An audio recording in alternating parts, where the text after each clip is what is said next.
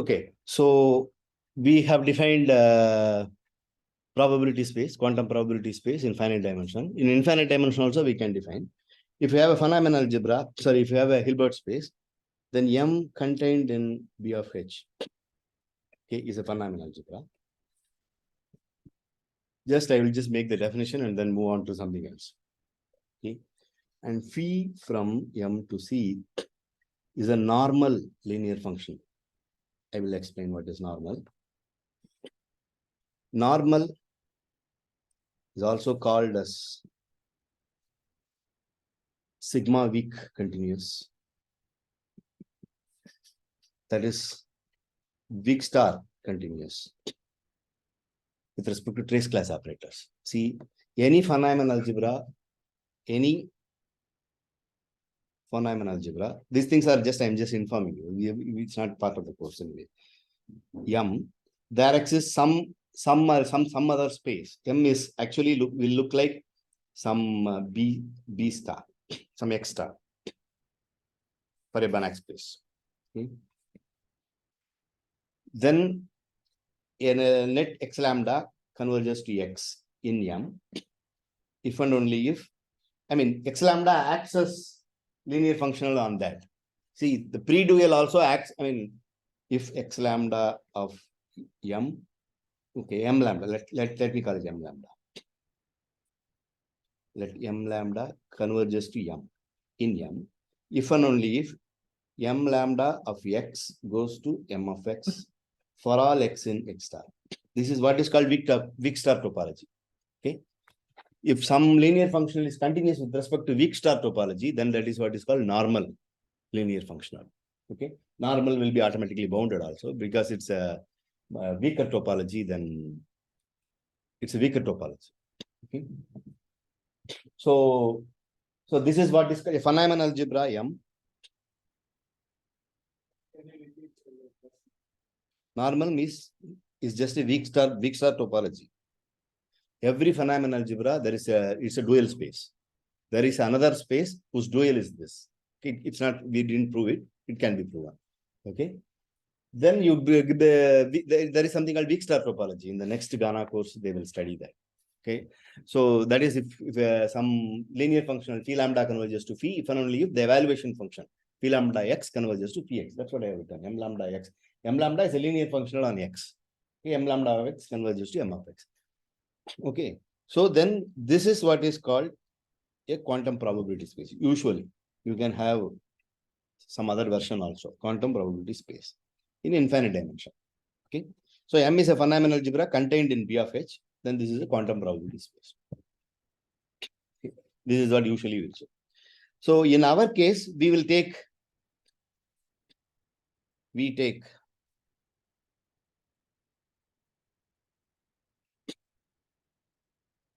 M equal to B of H itself. Okay. Then we have just in the afternoon, we proved that B of H equal to B1H star. Okay. So the sigma weak topology, whatever I said, sigma weak continuous or whatever, sigma weak topology, which is same as the weak star topology in in Banach space language, it's called sigma weak. The Banach space language, it's called weak star topology. But in operator algebra language, it's called sigma weak topology, just different names. Okay. So some T lambda contained in B of H, then T lambda converges to T in sigma weak topology. If and only if trace of T lambda S converges to trace of TS for all T in B1H.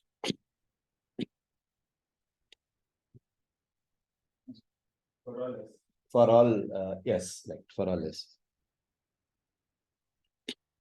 S in B1H. B1H. So this is the sigma weak topology. In fact, this we have already seen in the finite dimensional case. I'm not proving all those things. There are some subtle details I will not prove. So a linear functional, free from B of H to C, is sigma weak continuous, or it's called normal. That's another language, sigma weak continuous, or it's called normal. Okay, normal linear functional. If there exists a T, okay, in B of B1H, such that, I mean, we know that it comes from the pre-dual. Okay. A linear functional is sigma weak continuous. If it actually comes from, it's very, I mean, it's easy to believe, no? Okay. A linear functional is B of H star. Okay. If the linear function is continuous with respect to weak star topology, then it has to come from the pre-dual. That is what precisely that, right? So there exists a T in B of H such that phi of any S is equal to trace of ST. That's all. So any linear functional on B of H which comes from the trace class operator, okay, that is what is called normal linear function. Okay, for a general phenomenal algebra, these things may be different, but this is what is called normal linear function. Okay, for a phenomenal algebra. So any linear functional is actually given by a trace class operator. Okay, by this prescription. So we can, in fact, work with the trace class operator. Remember that the state is this. Okay, we calculate all those things phi using this. Okay, we can work with trace class operator. So what is an observable? Okay. Usually, if you have a phenomenal algebra, an observable is a unbounded operator which is affiliated with the phenomenal algebra. Let me not go into that. We work with B of H. Okay? So everything will be affiliated with. Trace of T is 1 or something. Yeah, that is this is a linear function. Yes, okay. Let me write a state. Okay. Oh, it's not a state. I have just said linear functional, no? Yeah. So positivity also I haven't said. Okay. So we say a state is for us. A state is a trace class operator. Maybe we call it rho in B1H. Okay, trace class operator such that trace rho equal to 1 and rho is greater than or equal to 0, which is precisely what is called a density operator. This is what is density operator. Then our phi of S is equal to trace of rho T, rho S. Okay. Okay, that is how the state is defined.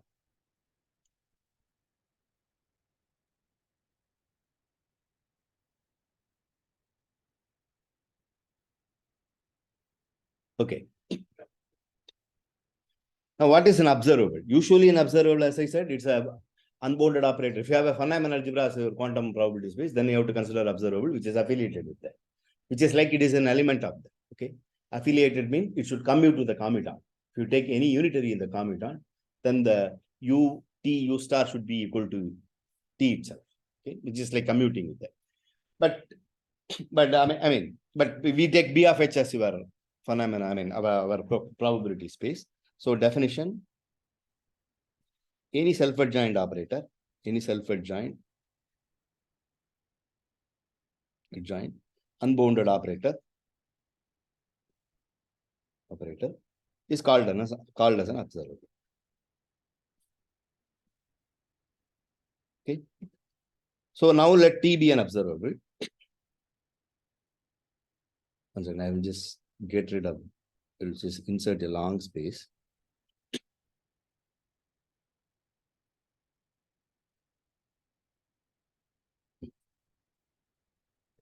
Okay. So if T is an observable, there exists a spectral measure corresponding to that. If T is an observable, it's an unbounded, self-adjoint unbounded operator. Okay. Then there exists a spectral measure P from R to P of H. Okay. Right. Then using that state phi, we can get a probability measure. Okay. Then E is a Borel sigma algebra, going to trace of rho E is a probability measure. Is a probability measure on R. So this gives what is called the distribution of corresponding to this T, any unbounded operator. Any unbounded operator gives a spectral measure, a measure taking values in projections. We get a spectral measure. Then by evaluating the state, You can use phenomenon algebra and evaluate a state. Those things are also you can do. See, the nice thing about if you have a operator, unbounded operator affiliated with the phenomenon algebra, then all its spectral projections, I mean, this P of E, okay? Sorry, this is P of E. Sorry, P of E is not E. P of E. Okay. Then all its, so if you have an unbounded operator which is affiliated with the phenomenon algebra, then all its spectral projection will be in that phenomenon algebra. Okay. I mean, that will commute with the commutant and it will be in the phenomenon algebra. So that is another stage. These things are very easy to prove. And in fact, you can look at Sundar's book in that. It's all there. Okay? So because of that, we can make sense of phi acting on that. So it gives a distribution there. Here we don't have to worry about that. Okay, here we are working with B of H. So so this is one thing. So you can take a rank one operator. Okay, any trace class operator, positive trace class operator with trace one gives a state.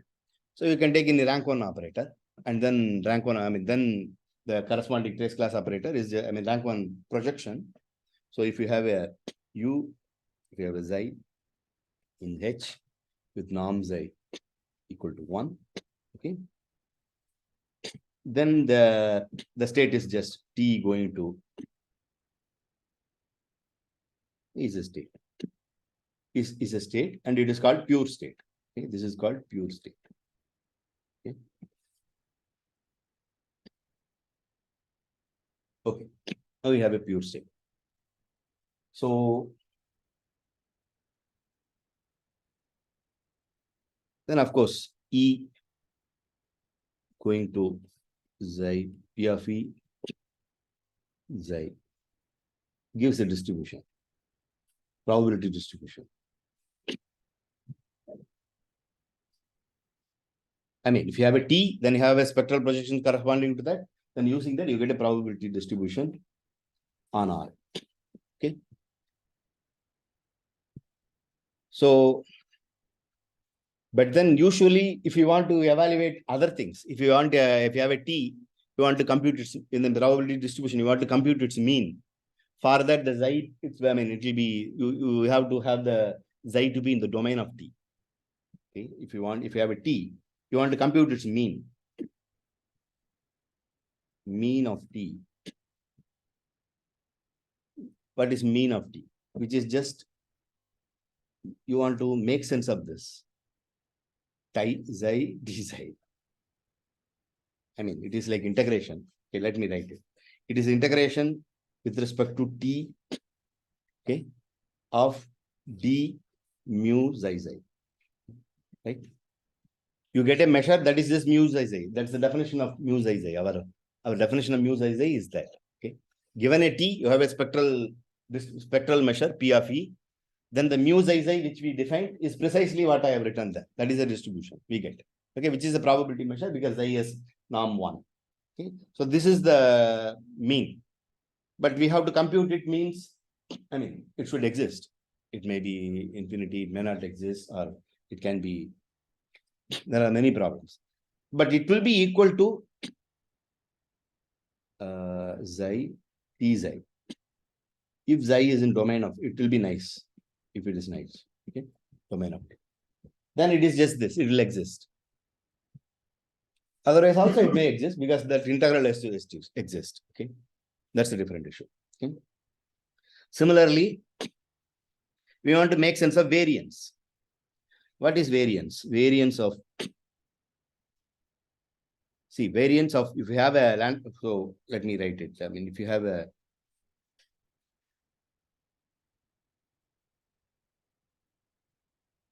so if X or T is a observable or random variable, whatever, non-commutative random variable, okay, then variance with respect to some distribution rho. Okay, mean also let me define using 1 second. I will just define it. Okay. I mean, so let me say let B of H, we take our B of H rho be a quantum probability space. Okay. You can take M and work with that, but let us take this. T is an observable. observable. Okay. Then the mean of t, which we call it t bar or something. Okay.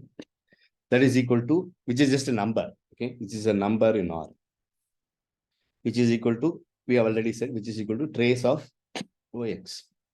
But this has to be in trace class, provided OX. I mean, X is an unbounded operator, but you hit it by a row, it should be a trace class. It may not happen all the time. When it happens, you can compute the trace. Is B1H. For example, when it is a rank 1 projection for some, in particular, it happens. For example, this happens when xi is in domain of T. Usually it will be like that. Okay, domain of T.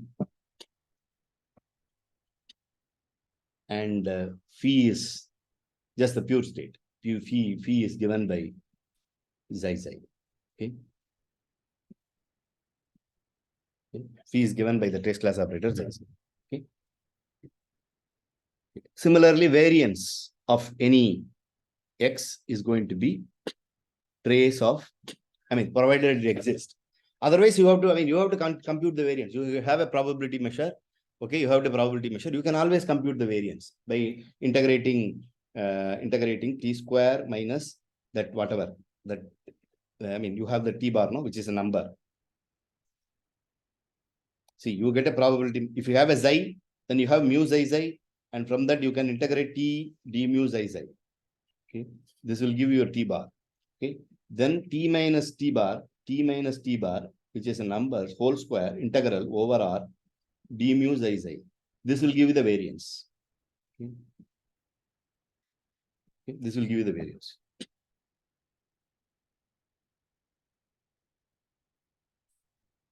These things you can define the same way the way it is defined in the classical probability. You got a probability distribution. But in our case, variance of t will be trace of rho t minus t bar. This t bar is a number, rho into t minus t bar square, right? So provided this is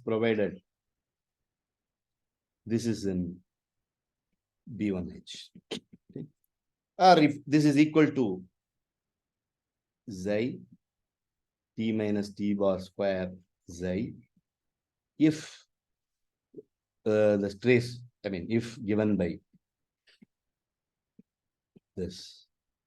Okay. Anyway, so these are all fine. So now we want to state what is called uncertainty principle. So this is uncertainty principle.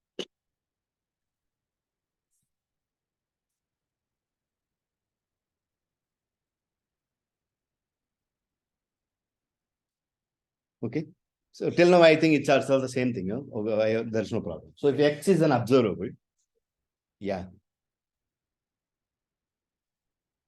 there's nothing. You can write it yourself. You just variance definition, you just translate it in this way. That's all. Okay. So uncertainty principle says the following. It just gives you something. Okay. If you have two observable, okay, I have just defined variance and other things again. Okay. This is okay. This is the uncertainty principle. Okay. So uncertainty principle, you take your rho to be, you can state it for a general rho also. Let us state it, because that's what we are going to use. Okay. Our states are going to be pure state. So you take a pure state, okay, UU, okay, inner part of the UU. Then the variance of the observable X times, which is a number, of course, this is a positive number, times variance of U, variance with respect to U of some other observable Y, is greater than or equal to 1 by 4, whatever that number, inner product UI, that is the commutator. Okay, for all these things to make sense, U should be in domain of X, intersection domain of Y, intersection domain of XY, intersection domain of YX. Okay. Better. Of course, they are all done, so it will be nice. For example, in our case, exponential vector will be in all those things. Okay. So it's not that something is going to be emptier in some cases. We want to apply it for projection, position operator and momentum operator, which I will define now. Okay. So for that, exponential domain is contained in all of those things. So that will work. So there is something in the domain of all these things. Okay. In fact, we are going to take our u as an exponential vector. Okay. So that is uncertainty principle. It says variance of x times variance of u, so variance of y is greater than or equal to 1 by 4 some number. Okay. Now, whatever you have this commutator, this whatever this xy, formally it is just xy minus yx. Okay. So when u is in the domain of all these things, it makes sense on u. When you apply it on u, it makes sense. So that will be a number. If that number is not zero, okay, then this xy minus yx acting on u, I mean, it's not just, I mean, that has to have some measure. I mean, it shouldn't be some, I mean, that's an operator. And that operator, when you act it on u, it has to have some number. It's not just some, it's non-commutative. It's not just vacuously non-commutative.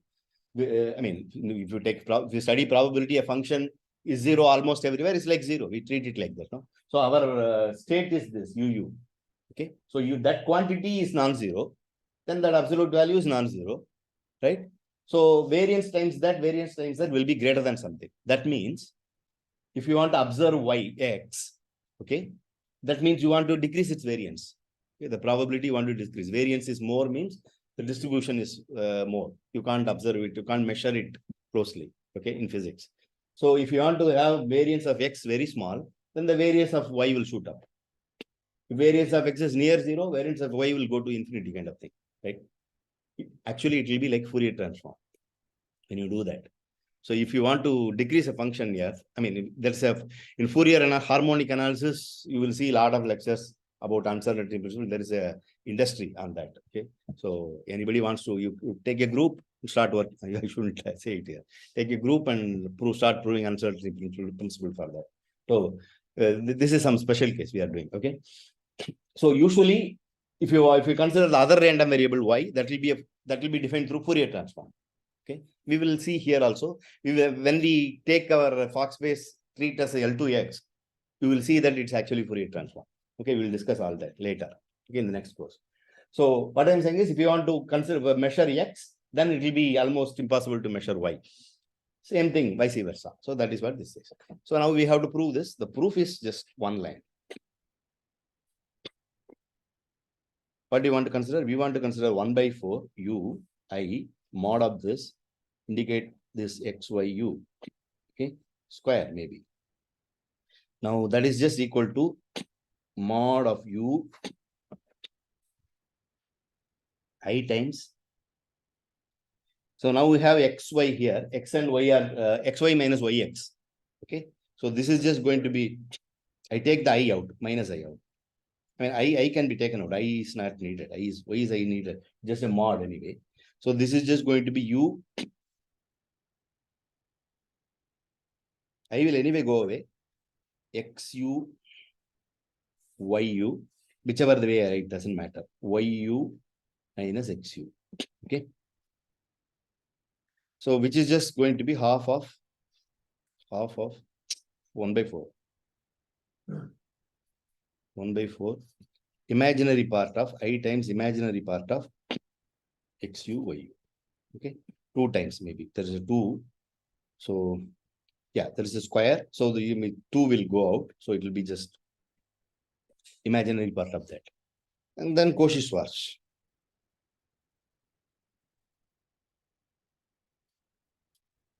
CS. Cauchy-Schwarz implies this is less than or equal to. Sorry. I mean, it's okay. Take in the above inequality.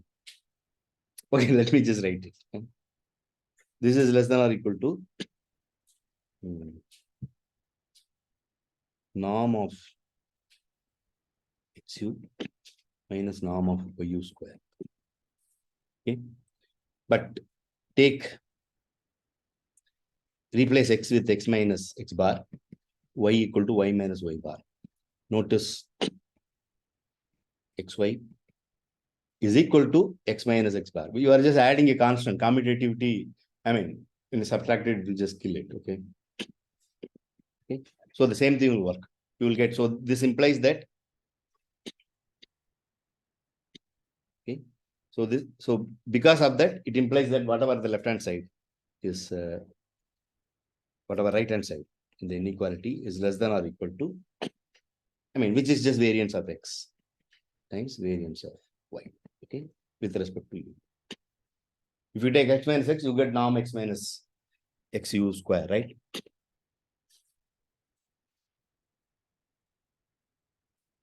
And it's self-adjoint.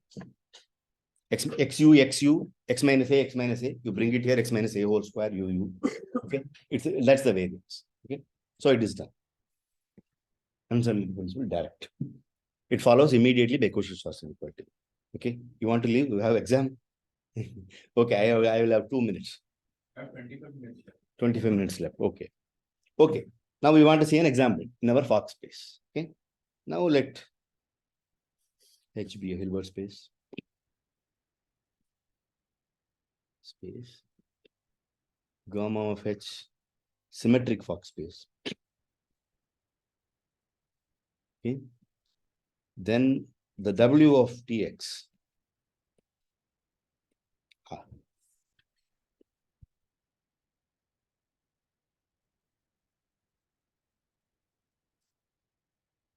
This HB, let it be a complexification of some other H. So let H is equal to H1 plus I times H2, where I times the same H1, of course.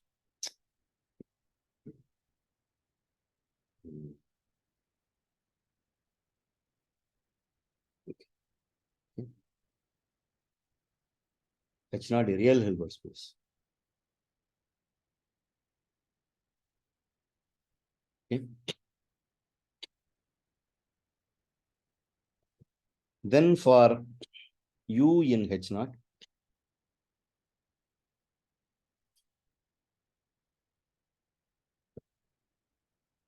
you have P of U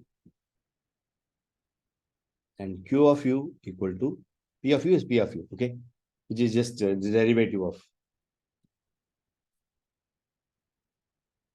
okay. Of course, you have to consider proper domain and other things. Okay, it's just the generator of the W of U. We have considered it several times, right? Okay. Q of U is just minus of P of IU. Now IU is in the imaginary part. U is real. Okay, U is in H naught. You have a U which is H naught. Then you take P of U. This is what is called the position operator. The Q is called the imaginary operator. Then, okay, then all this P of U, U in H naught, is a commuting family. Of course, similarly, all this Q of U, U in H naught, is a commuting family. Commuting family on the with core, all that. I hope you remember all that. With core, the exponential community family on the exponential domain. They all make sense on the exponential domain where you can commute with each other. Okay. And further, if you take this P of U, Q of U, that is going to be 2I times Q of V, okay, inner product UV. They will have, okay, if UV is not equal to 0, then if the inner product between U and V is not equal to 0, then they don't commute. So this also we have seen all these things, right? So I'm just recalling all these things. I'm just writing all these things. Okay. So this is an observable. P of U is an observable. Q of U is an observable. Okay. P of U is what is called position operator. Q of U is what Q of V is what is called momentum operator. Okay. Okay. So you can take the same also, doesn't matter. Now I want a pure state, right? So let chi of u v x, let us say x, okay, is equal to e power minus half x square. To make it norm 1, this e of x is the exponential vector.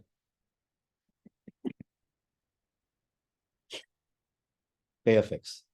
Okay, this is just exponential vector, but I am just dividing it by its norm so that it becomes norm is 1. Okay. Then I'll just state it and it will be clear. Both P of U, Q of U, I forgot what is the mean of that. Follows normal distribution, Gaussian or normal, whatever you want to call it. Let us calculate it. Distribution with respect to the pure state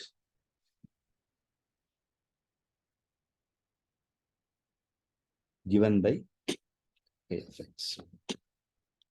We will calculate the mean and variance will be 0. Okay. Just the mean, I think variance is 0. Yeah. That's because you, by shifting it, you will just, if you take the vacuum vector, which is just chi of 0, vacuum vector, chi of 0, E of 0, that is just standard normal distribution. Other things, you will just shift the mean, basically. Okay. Mean will be the imaginary part of x with some u. If you want to compute the p of u, then the mean will be imaginary part of x, inner product between x, u. And when the mean of q of v will be imaginary, real part of v and x. Because that comes from imaginary thing. Okay, that will be the mean. Variance will be 0. So I will just show you how to do this. How to do this mean I will not show you completely. The point is this theorem in probability distribution, characteristic function. So you have to compute the characteristic function or not. Normal distribution as the property. Some 1 by square root of 2 pi e power minus x square is the distribution of normal distribution. Standard normal distribution with variance 1 and mean 0.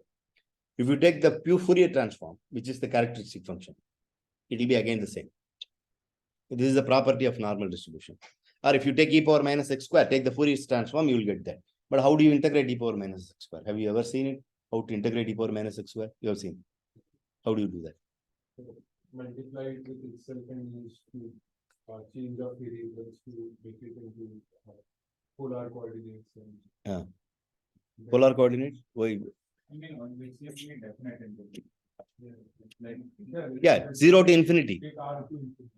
Yeah, we can do it by, but you will involve some differential equation, something in that. No, just take product of two copies. You will get I square equal to integration 0 to. Say it again. Product of what? E power minus x. So how will you compute this? Say I equal to E power minus x square dx, for example. How will you compute? 0 to infinity. Yeah. denoted by I. Huh? I. Denoted by I. Denoted by I. Oh, this I want to denote it by I. Okay. Take I square. That is I square. product of two copies. Okay. You can write I equals to 0 sure. to infinity. So now you will write, so then you will go to the double integral or something, right? Yeah. Yes. So you will do contour integration. How will you do that? In complex plane or something? Transform into circle. Exactly. So you have to go to complex plane kind of thing. X equal to alpha. So that's what I'm saying. So without that directly you can't do it. Okay, that's what I'm saying. Or you can use different, there are other ways of doing it. I don't remember, but I have seen some 2-3 ways of doing it. So, okay, so now you have to integrate what is called e power itx. Okay, if you want to find the characteristic function, you have to integrate e power itx dx. Okay, yeah, d e power itx with the probability measure. So you have to multiply by again e power minus x square to compute phi of t. For normal distribution, I'm saying e power minus x square dx. You have to compute this. Okay. So that computation, I'm not going through that now because that's a probability. Of course, you will see that. But I know that what is the answer. Okay. I'm not going the computation. Okay. So I will want to get the same answer. What do you want to get? I want to compute the probability distribution of P of u with respect to this. That is, so the probability distribution. So it is just mu chi x, right? That is the probability distribution. Okay.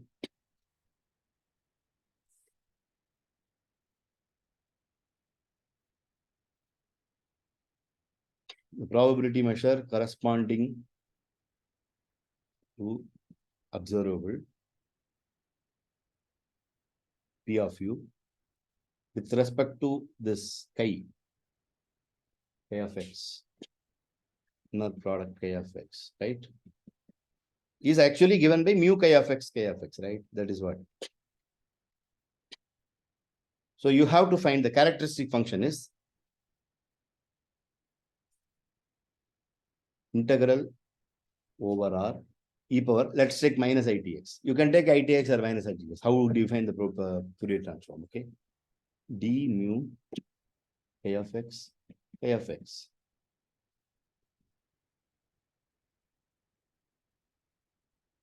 But this is precisely equal to W of tx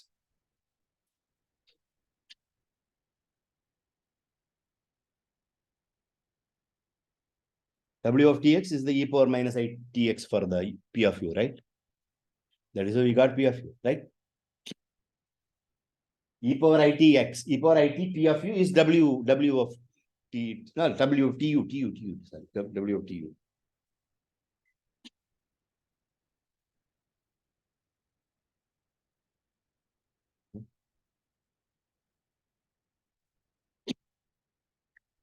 Now you just have to compute this. So we can compute the characteristic function directly.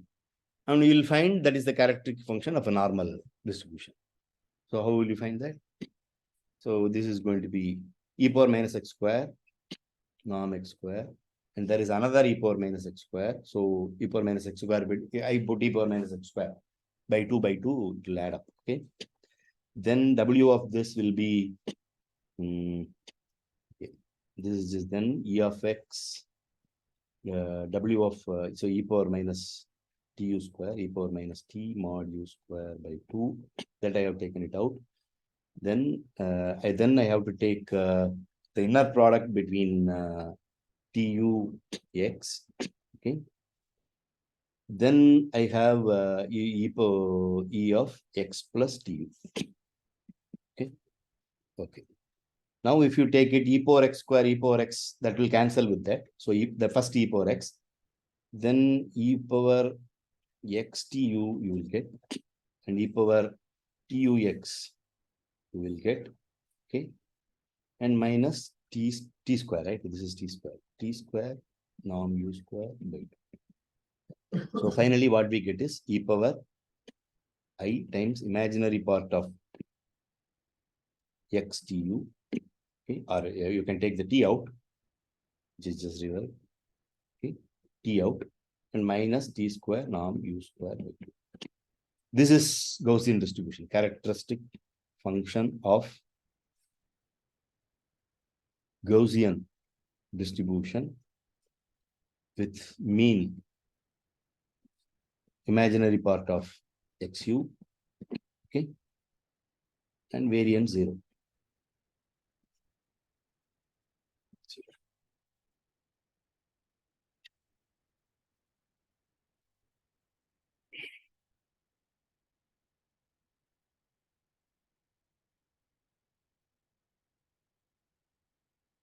So you compute for QU, the same thing you can do.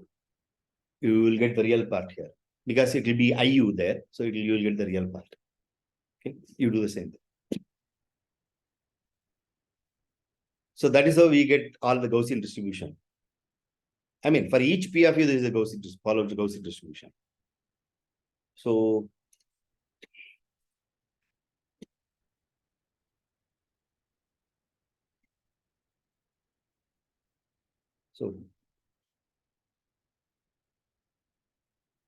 I mean, do you know Brownian motion? Not in physics, math. Math Brownian motion is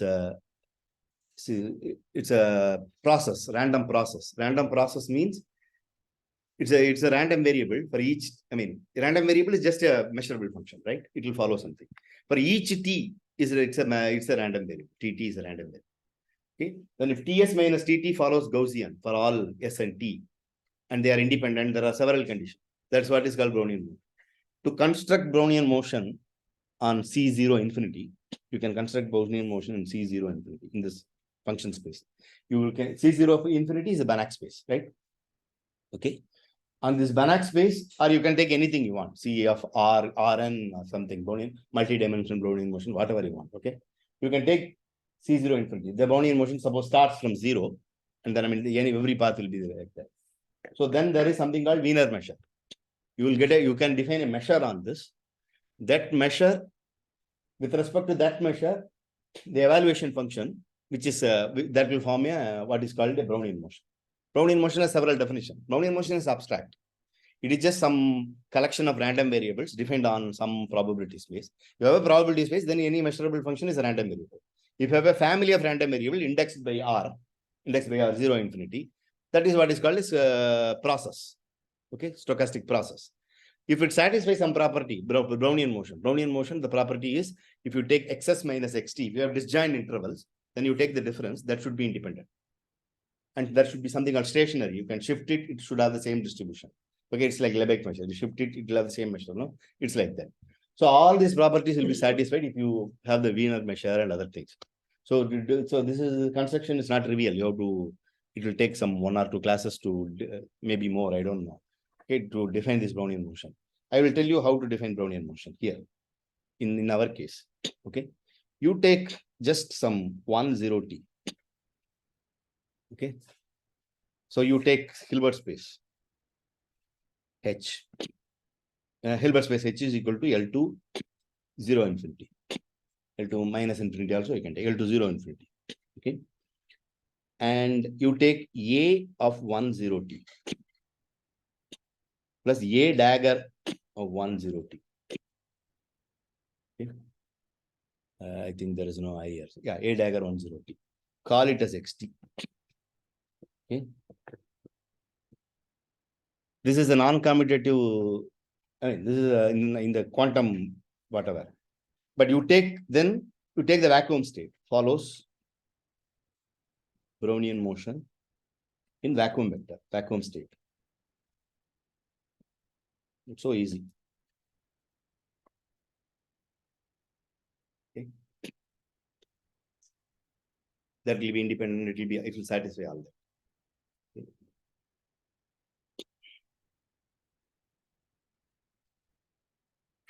But the great thing about this is, which you can never think about it in the classical probability, is you can define the Poisson process also in this same Fock space. Poisson distribution, which is a discrete distribution. That also you can define, but not using these Weyl operators. You have this gamma operator, second quantization.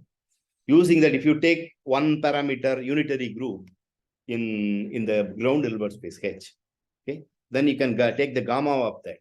That will also be a group. That will have a generator. Using that generator, you can define some lambda of H, which is what is called differential second quantization. If you have some generator here, you get another generator here. Okay. That under some condition, under thing, I mean, it's under some different Poisson process, but under thing, you can get something called, using that, you can define something called number operator. Okay. That will follow what is called number operator, is just the nth particle space, it will give n. It's an unbounded operator. Okay, that will follow Poisson process, Poisson distribution. Within the number operator, just A dagger. Yeah, correct. A dagger, correct. A dagger, you're right. A dagger. Yeah, using A dagger also you can define. Right, correct. A dagger is the number operator. So A dagger A follows Poisson distribution. So on one single Hilbert space, I mean, whatever the quantum probability space, you have Gaussian, you have Poisson, and in fact, you have all what are called infinitely divisible distribution. There's a theorem in probability that infinitely divisible means, you can go and divide. Given any n, you will find mu of, if you have any mu, then you can define mu of 1 by n, such that if you take the product measure, you will get that measure. Okay, that is what is called infinite,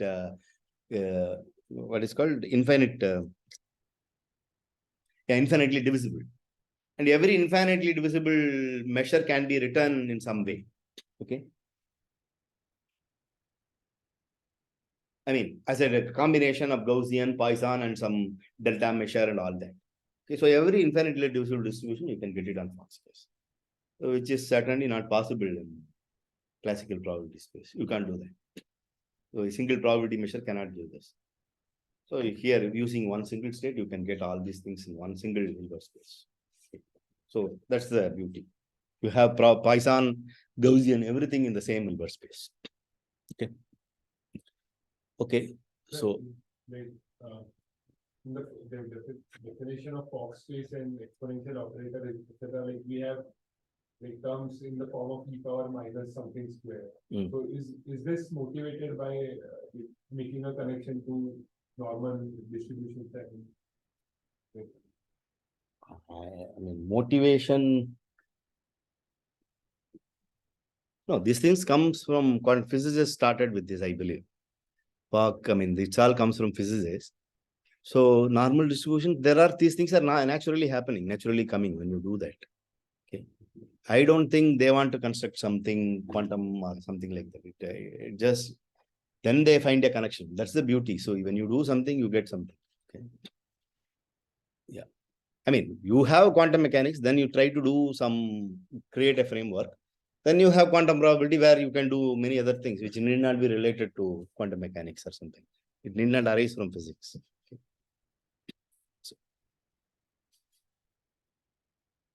Okay. So that's all. Any question? We'll stop here.